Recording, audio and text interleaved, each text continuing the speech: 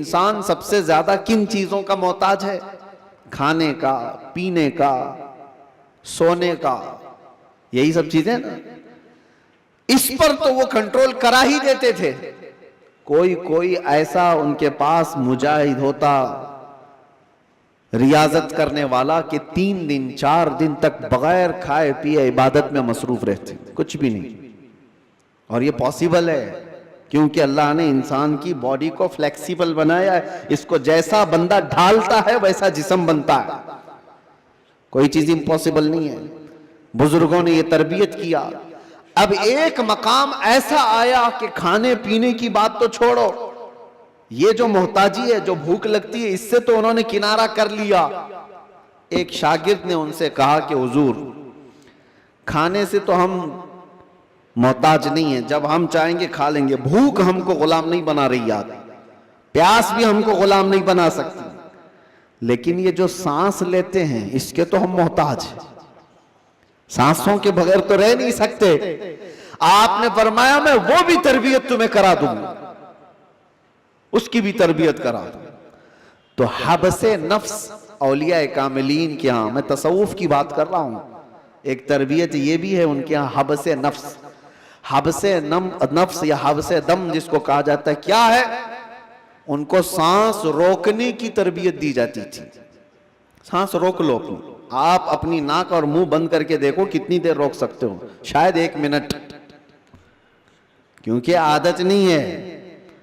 1 minute سے زیادہ اپنے ناک اور منہ کو پکڑ نہیں سکتے، لیکن تربیت کے بعد ماررہ مطہرہ کی تاریخ میں ہے، حضرت شاہ حمزہ عینی کی بارگاہ میں جو تربیت پاتے تھے، ان کو سانس روکنے کی جو تربیت دی جاتی تھی، فجر کے بعد وہ سانس کو روکتے تھے تو ظہر تک لے کر جاتے تھے، ظہر تک۔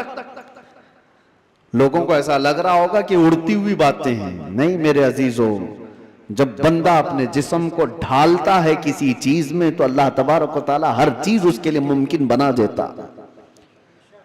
اور ہم نے دنیا میں اپنے جسموں کو آزاد کر رکھا ہے، ساری دنیا اس جسم پر راج کرتی ہے، خواہشات ہم پر حکم کرتے ہیں، ہم ان پر کنٹرول نہیں پا رہے۔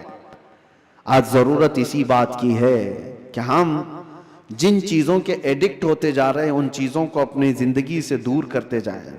کوئی خواہشات ایسی ہیں جو میرے اوپر حاوی ہو رہی ہوں، ان خواہشات سے اپنے دامن کو چھڑانے کی کوشش کریں، اور یہی تربیت بارگاہ مصطفیٰ صلی اللہ علیہ وسلم کی تھی۔ ایک بات میں آپ کو بتاتا ہوں، مجبوری کے عالم میں بھی اولیاء کاملین نے اپنے آپ کو دنیا کے حوالے نہیں کیا، دنیا کے حوالے نہیں کیا، وہ بچنے کی ہر ممکن کوشش کرتے رہے۔ ایک بزرگ کے متعلق ہم نے پڑھا ہے، حضرت مشکی رحمت اللہ علیہ، عراق کے ایک بزرگ، لیکن وہ جوان شخص، مشکی غالباً عبداللہ کچھ نام تھا، بہت خوبصورت، دیکھنے میں بالکل ہینسم نوجوان، ایک کپڑے کی دکان پر کام کرتے تھے۔ شہر کی ایک امیر عورت کپڑا خریدنے آئی اور وہ عیاش عورت تھی، اس نے لڑکے کو دیکھا، نوجوان کو، اس پر فریفتہ ہو گئی، بہانے سے کپڑے کی بہت بڑی تھان خریدا اور اس کے بعد اس نوجوان سے کہا کیا تم میرے محل تک پہنچاؤ گے، میں اس کی اجرت دوں گا۔ بھولا بھالا نوجوان کپڑے اٹھا لیا اور چل پڑا۔ اس خاتون کے گھر جب پہنچے تو اس نے کپڑے کی وہ تھان اندر رکھوائی اور کمرے میں اسے بلا کر دروازے بند کر دیے، اور اس کے بعد اس نوجوان سے کہا کہ تو اب آزاد نہیں ہے، تو میرے پاس قید ہے، میں تجھے یہاں پر اس بہانے سے لے آئی ہوں، تجھے جو چاہیے وہ میں دے دوں گی، مال دولت جو بھی ہے، لیکن میری خواہشات پوری کر دے۔ وہ کانپنے لگ گئے ہیں۔ اللہ کا خوف، اللہ کا ڈر، جس کی روح مضبوط اور طاقتور ہوتی ہے، ہر مصیبت سے اس کو کسی نہ کسی طرح بچا لیتی ہے، اللہ کا فضل ہوتا ہے۔ اس نوجوان نے کہا یہ ہرگز میں نہیں کر سکتا، میں نہیں کر سکتا۔ اس خاتون نے کہا تو پھر تم یہاں سے بچ کے بھی نہیں جا سکتے، کسی حالت میں تم بچ کے بھی نہیں جا سکتے، اور نہ کسی کو پتا ہے کہ تم یہاں اندر ہو۔ کل کو میں یہ الزام بھی لگا سکتی ہوں کہ تم نے میری عزت کو تار تار کیا ہے، اور تمہیں میں پھانسی کی سزا بھی دلا سکتی ہوں۔ اس نوجوان کی مجبوری دیکھیں کہ خاتون نے ایسے اس کے اوپر حاوی ہونے کی کوشش کی کہ کسی بھی طرح سے اس کو گناہ کی سرزمین پر دھکیلتے، لیکن یہ نوجوان ہے، اچانک نہ جانے دل و دماغ میں کیا خیال آیا، کہا کہ ٹھیک ہے مجھے استنجا کرنا ہے، طہارت، ٹوائلٹ جانا ہے۔ اس نے کہا یہیں اندر ہی ہے، اندر تم فارغ ہو جاؤ۔ تو وہ طہارت خانے میں گیا، نوجوان کچھ نہیں دیکھا، وہاں کی غلاظت اٹھا کر کے اپنے چہرے پر اپنے جسم پر سب لگا لیا، اور باہر آیا اس خاتون کے پاس۔ اس عورت نے دیکھا کہ بدبو اور یہ غلاظت یہ جسم پر، وہ چیخ مار کر دروازے کھولتی ہے کہ کوئی پاگل آیا، اس کو گھر سے نکالو، جلدی یہاں سے نکالو اس کو۔ تو سارے لوگوں نے پکڑ کر کے ان کو نکال دیا، ایک پاگل نوجوان گھر کے اندر کیسے گھس آیا۔ ان کو اس کی نہیں پڑی تھی کہ مجھے لوگ پاگل کہیں، لوگ میری بدبو کو دیکھیں، لوگ مجھے غلاظت ملا ہوا شخص کہیں، کچھ فکر نہیں تھی۔ وہ نوجوان وہاں سے نکلا اور راستے میں ایک کنویں میں جا کر اس نے غسل کیا۔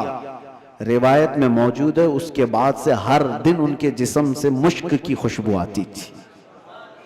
اللہ تبارک و تعالیٰ کے لیے جب بندہ اپنے جسم کو بچا لیتا ہے تو رب تبارک و تعالیٰ اس کو ہمیشہ کے لیے محفوظ کر دیتا ہے یا خوشبودار کر دیتا ہے۔ یہ بات میں اس لیے عرض کر رہا ہوں کہ جن لوگوں نے خواہشات پر کنٹرول پا لیا، وہ تھوڑی دیر کی تکلیف تو ہو سکتی ہے، لیکن ہمیشہ کے لیے اللہ عز و جل ایسی عزت بخشتا ہے کہ آپ اس کو گمان بھی نہیں کر سکتے، گمان بھی نہیں کر سکتے۔ آج ہمارے روحوں کی تربیت کی ضرورت ہے، جسم سے زیادہ روح کی تربیت کرو، اور جس کی روح غلیظ ہو گئی ہے اس روح کا لوگوں کے درمیان رہنا ایک مردے کی طرح ہے، مردے کی طرح ہے۔ اسی لیے میں نے دیکھا ہے، تاریخ میں آپ کو پتا ہے، حضرت صابر کلیری رحمۃ اللہ تعالیٰ علیہ کے متعلق آپ نے سنا ہوگا کہ آپ سے آپ کے مرید نے پوچھا تھا کہ فنا اور بقا کیا چیز ہے، تو آپ نے فرمایا تھا کہ میں تم کو بعد میں بتاؤں گا۔ فنا اور بقا، فنا کا مطلب ختم ہو گیا، بقا کا مطلب باقی رہنے والا۔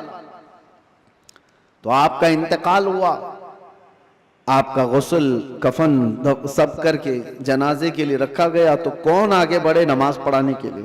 صفیں لگی ہوئی تھی، ہزاروں کی تعداد میں لوگ موجود تھے۔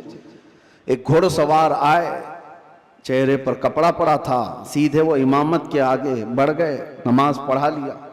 سارے لوگ ان کے پیچھے نماز بھی پڑھ لی، کسی نے پوچھا نہیں۔ اور وہ آئے ہوئے بزرگ نماز جنازہ پڑھا کر نکل رہے تھے، تو ان کے وہ مرید خاص جو صابر کلیری کے تھے، انہوں نے ان کو پکڑا اور پوچھا آپ کون ہیں؟ ہمارے پیر و مرشد کی نماز جنازہ پڑھانے والے آپ کون ہیں؟ اچانک آئے اور پڑھا کر جا رہے ہیں۔ کپڑا انہوں نے چہرے سے ہٹایا تو وہ صابر کلیری ہی تھے، صابر علاء الدین کلیری۔ ہو سکتا ہے آج کے ماڈرن زمانے میں لوگ اس کو کہانی سے تعبیر دیں۔ آپ نے فرمایا تم نے مجھ سے سوال کیا تھا نا فنا اور بقا کیا چیز ہے، وہ جنازے میں جو ہے وہ فنا ہے، اور یہ تیرے سامنے ہے یہ بقا۔ جس نے روح کی تربیت کی اپنی زندگی میں، اللہ تعالیٰ موت کے بعد بھی اسے تصرف عطا کرتا ہے، اسے تصرف عطا کرتا ہے۔ صحیح روایات میں موجود ہے کہ جس نے اپنی روح کو اللہ اور اس کے رسول کے حوالے کیا، اللہ اس کی جسم کی بھی حفاظت کرتا ہے، صرف روح کی نہیں، جسم کی بھی۔ شہداء احد کے بارے میں دیکھیں، شہداء بدر کے بارے میں، کہ ان کے جسم بھی نہیں سڑے گلے، قبروں میں برسوں تک اسی طرح سے رہے۔ 1935 میں عراق میں بغداد کے دریائے دجلہ کے کنارے دو صحابہ کی قبریں تھیں، حضرت حذیفہ بن یمان، حضرت عبداللہ بن جابر۔ ان کی قبروں میں پانی بھر گیا تھا تو قبریں کھولی گئی تھی۔ 1935 کی بات کر رہا ہوں، تقریباً 1300 سال کے بعد ان کی قبریں کھولی گئیں تو دونوں صحابی جسموں کے ساتھ صحیح سلامت آرام کر رہے تھے۔ اخبار کی کٹنگ بھی آج بھی لگی ہوئی ہے، عراق میں موجود ہے۔ 1935 بہت دور کی بات نہیں کر رہا ہوں، 100 سال نہیں گزرے، ابھی 90 سال پہلے کی بات۔ ان کے جنازے وہاں سے اٹھائے گئے اور بغداد سے 35 کلومیٹر دور لے جا کر حضرت سلمان فارسی کی قبر کے بغل میں ان دونوں کو دفن کیا گیا۔ یہ تاریخ موجود ہے. وہ صحابہ جن کی قبروں میں ان کے جسم